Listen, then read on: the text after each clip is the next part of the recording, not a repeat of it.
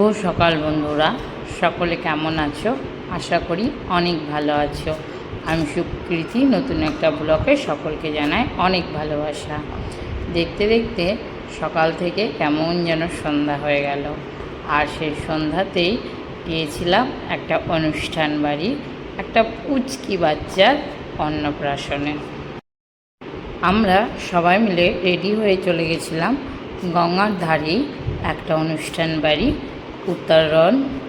আর এখানে প্রবেশের আগেই ডেকোরেশনটা এত সুন্দর করেছে, চারিদিকে সুন্দর আলো আর ফুলের সজ্জায় রাত্রিটা কেমন আলোকিত ঝলমল করে তুলেছে।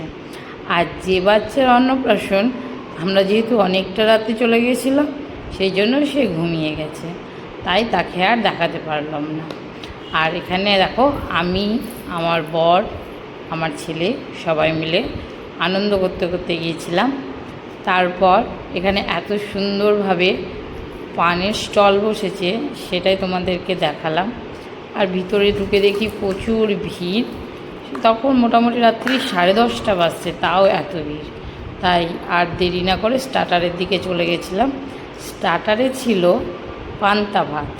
এখানে লাইটটা খুব কম ছিল, মানে অন্য এক ধরনের লাইট ছিল, যেটার জন্য সম্পূর্ণভাবে আলো আমি দিতে পারিনি। পান্তা ভাত, রাবড়ি, এখানে চিকেন পকোড়া, আর এখানে ছিল নানা রকম কালারের শরবতের স্টল। আর আগেই বললাম যে আমাদের যেতে অনেকটাই দেরি হয়ে গেছিলো, সেই জন্য সমস্ত কিছুই অর্ধেক এর জায়গায় পৌঁছে গেছিলো।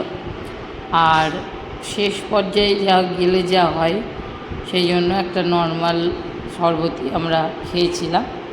আর এখানে নানা রকম কালারের ফুল ছিল, যেগুলো আমরা টাকা দিয়ে কিনে মাথায় নিই, সেগুলো ওখানে এমনিই গাছে হয়েছিল। আর পাশে ছিল ফুচকা, যেটা আমি শুধু দূর থেকেই দেখলাম। রাত্রি হয়ে গেছে, সেই জন্য আর খেতে গেলাম না।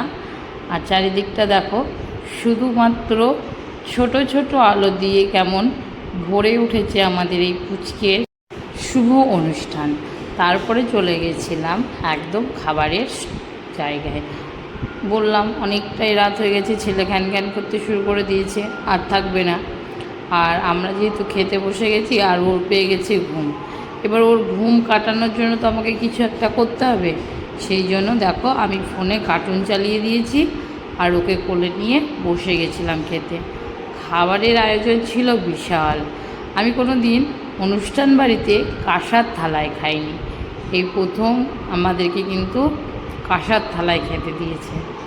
আর এটা ভালো লাগলো। অনেক রকম খাবার ছিল, এই মুহূর্তে আমার সব খাবার মনে নেই, অনেকটা দিন হয়ে গেল, ব্লগটা রেডি করতেই পারছি না, সেই জন্য একটু দেরি হয়ে গেল। অবশ্য তোমরা ভালো করে দেখো, ভালো লাগলে আমার পাশে থেকো, চ্যানেলটা সাবস্ক্রাইব করে দিও।